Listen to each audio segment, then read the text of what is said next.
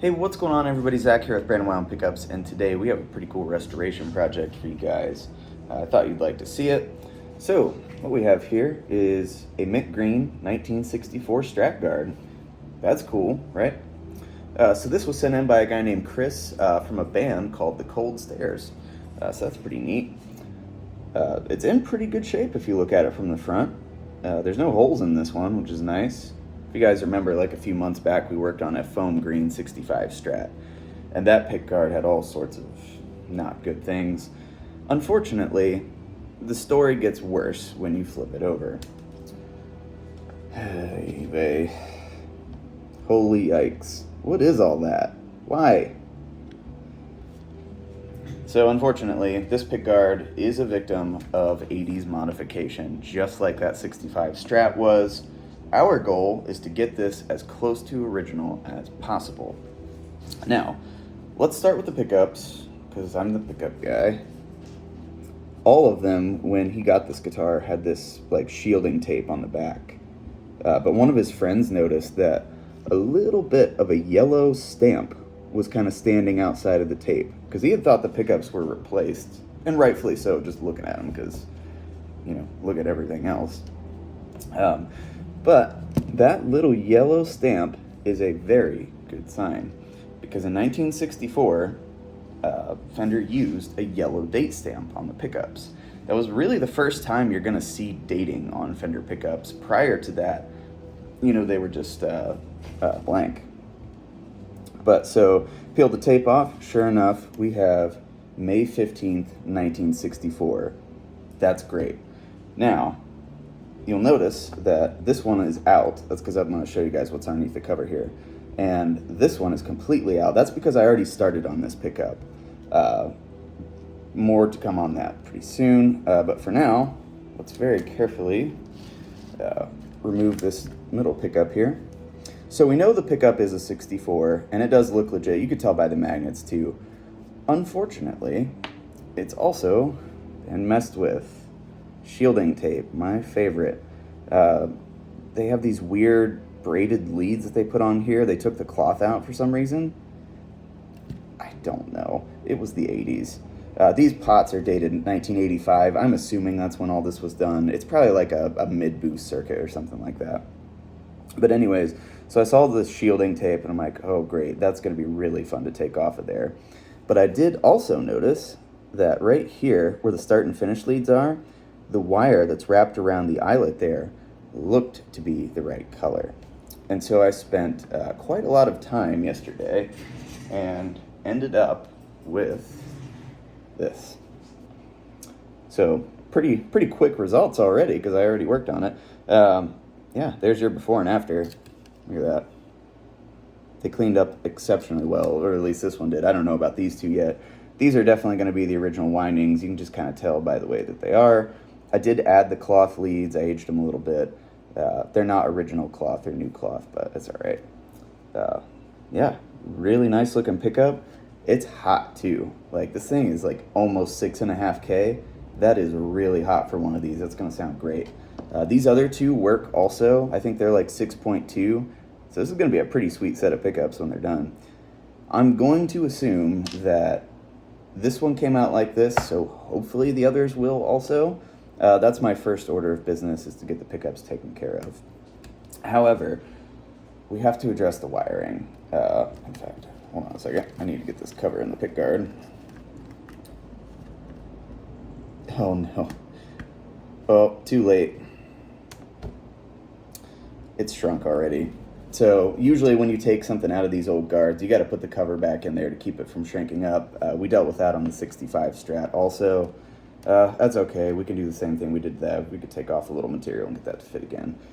That's all right. Yeah, this stuff shrinks fast, guys. When you take this off, that's why we're actually kind of expediting this pickguard restoration, because it's shrinking as we speak, and we want it to still be able to go back on the guitar. So the wiring, it's just, I don't know. I gotta say, like, the soldering work on this is actually a relatively professional, so I think whoever did this actually did know what they were doing. They just kind of ruined it. But again, you know, these guitars weren't really worth that much back then. You know, in the 70s and 80s, the style of music was changing. People wanted more gain, more options. So they took those old 50s and 60s guitars and they did stuff like this to it. And like the 65 Strat, a guy put a humbucker in it and blend switches and this and that. It was pretty common. But we're going to undo that. So I'm going to start on the rest of the pickups here. We'll get those going, and then I'll come back to you once I have the pickups done, and then we'll start on the wiring. Okay, just before I do that, I actually have something kind of cool here. I was talking about the yellow date stamp. Here's it on the pickup that I already did. And I mentioned that this was kind of the first way they dated the pickups. Well, it just so happens, and this is not related to this pickguard, I just thought it was cool. I happen to have in this shop right now every way that they dated pickups. So we're going to start off in 64 with your yellow date stamp.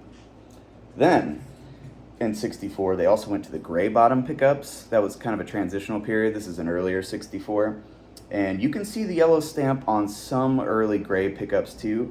But then they switched to handwriting the date, sometimes in pencil, sometimes in Sharpie or something like that.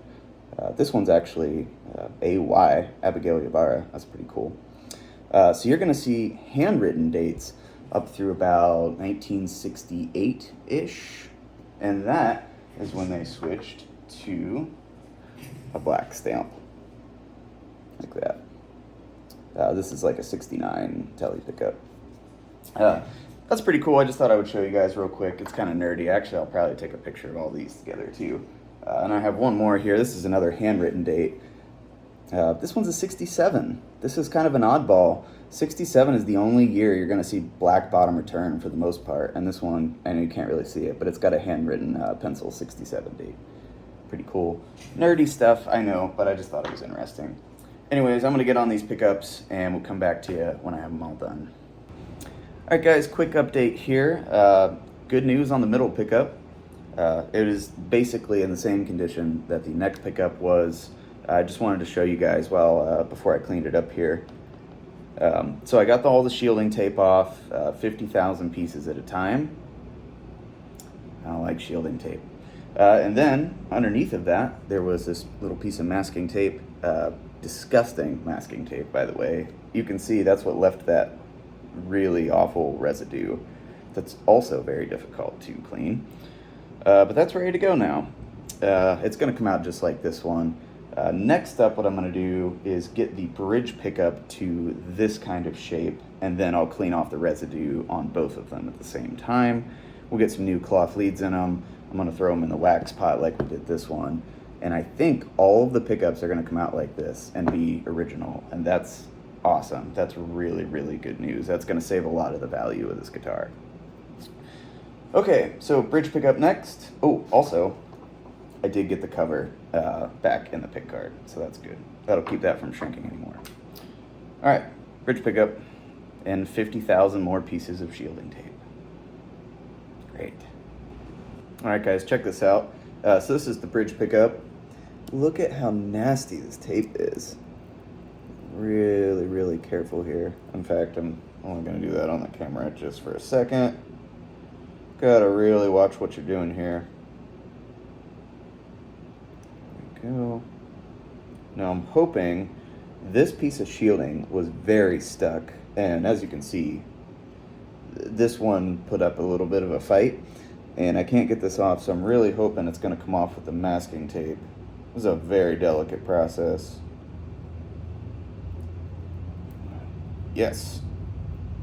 Perfect. God, this tape is nasty. There it goes. Slow and steady. Alright. I can't even... Alright. There we go. Nice. So now we've got the bridge in the middle pickup. Definitely original winds on this one too. That is absolute best case scenario. I couldn't be happier about that. Alright. So we're going to have 3 original wind pickups. That's excellent. At this point, I'm going to, like I said, I'm going to de-goo these and then finish the pickups up, and then we got to get started on the wiring. All right, guys, the pickups are done. They came out absolutely fantastic. I mean, honestly, like I said before, this is best case scenario on the pickups. Here's our neck. Looks good. Middle. good. And bridge. Awesome. I'll put up some pictures of them now. So our bridge pickup is going to be about 6.4, 6.5. The neck and the middles are around 6.2 to 6.3. And like I said, the bridge pickup used to be the neck pickup, but I went ahead and switched it because it doesn't really matter. It's going to be more balanced. Now, one thing about the pickups that I did want to kind of say real quick, just in case somebody asks, what if these are like really old rewinds? What if they rewound the pickups when they did all the other stuff? And I think that's very unlikely. Just based on the way that they look, the color of the form bar, we've had so many of these pickups come through the shop over the years, and we've just seen a ton of them, and they just look right. And, you know, when you see this many of them, you can generally spot a rewind. But sometimes the older rewinds are a little bit harder to spot because they were done so long ago. But in this case, I think these pickups have their original form bar windings, and it's a nice hot set. This is like as good as it gets for vintage Strat pickups, in my opinion. Okay, so now we're moving on to wiring. I've already started a little bit of that. I've taken this off. It's something. I don't know. Do you guys know what this is? Because I don't. Is this worth money? I have no idea. I was going to toss it in the trash, but I'm like, you know what? There's probably some 80s person out there that wants this, and I'll have to ask Chris what he wants to do with it. But I mean, they're okay quality pots. I mean, they're CTS and all that, but it's not my thing. I don't even use coil splits in my humbucker guitars. I'm very traditionalist. So I'm going to set this aside for now, and he can do whatever he wants with that. Moving on to the pickguard. You can see we have new pots installed. Now, one quick thing. The hardest part about this entire job so far has been taking off the volume and tone knobs. It was a ridiculous process. Like when we took them off of these old pots here, once I finally got it to the very last little bit, the pot shaft made a noise and like sprung back a little bit. That's not good. These knobs are very expensive, and that was a very delicate process of just working them a tiny little bit at a time to get them off of there. So there's a tip. When you're putting on your volume and tone knobs and you have to legitimately like sledgehammer them on to get them to go on there, they're probably too tight. Don't do that. Yeah, that took forever, but got them off okay, and they're in actually pretty good condition.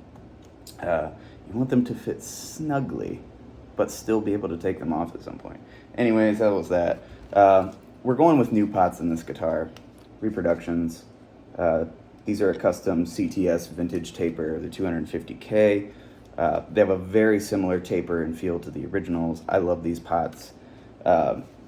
Chris and I talked about it, and there is a set of pots on Reverb, very close in date code to the pickups and the neck. However, they're $1,500, or at least that's the asking price.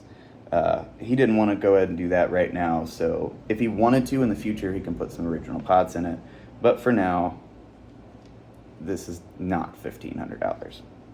So, now for a capacitor, again, you could go original. They're kind of expensive. They're kind of hard to find also. We're going to use a Lux capacitor. Luckily, I had this in stock. Go check out Lux. They're not sponsoring this or anything, but they make some really cool stuff. They make bumblebees and a bunch of other stuff. Love their products, so we're going to use that Lux cap. And we're going to go ahead and get this thing wired up. We're going to reuse this 5-way switch as long as it works. And I hope it does, because this is also very on there, because I tried to take that off and it wasn't happening. So yeah, at this point, I think we're getting pretty close to being done here. All right, I'm gonna get to wiring. That's gonna do it for this one, guys. We are all done. Check that out. So actually, one thing I noticed about this, I said at the beginning there weren't any holes in this pickguard. There actually is. There's 2 little holes right there. I don't know what that would have been for. Kind of strange. Anyways, take a look here. There we go. That is much better. Got our cloth wiring in there, the reproduction pots. And again, if he ever finds a good deal on a set of original stack bowls or something, you could put those in later. Got our Lux capacitor, all the pickups with their original lines. this is going to be an awesome sounding Strat. Like I said, these pickups are hot. This is going to sound really good. It'll have a little extra bass, which sometimes Strats can need. Yeah, that's going to wrap it up for this one. This was a really fun process. At times, not the shielding on the pickups, that sucked. But everything else was a lot of fun. I enjoyed this one. Hopefully you guys did too. Thanks again to Chris for letting me video this. And now I gotta go edit all this stuff. But thank you guys so much for watching. Take it easy, and we'll see you next time.